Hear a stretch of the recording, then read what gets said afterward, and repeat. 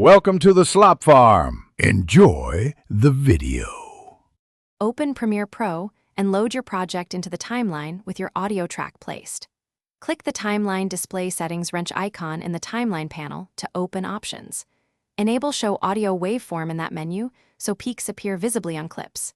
Increase the audio track height to at least 100 pixels for clear detail and easier editing.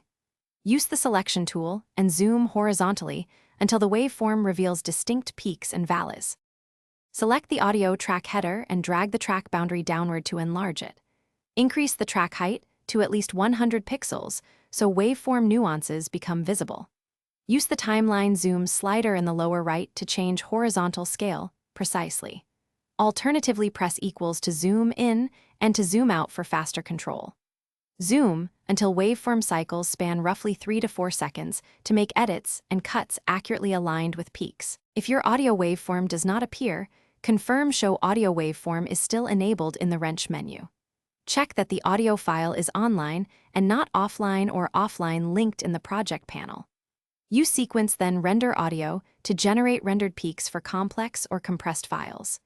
If the waveform still fails to display, go to Preferences and delete unused media cache files to force regeneration. Relaunch Premiere if necessary, and reopen the... Thanks for watching. Consider subscribing if we helped you today.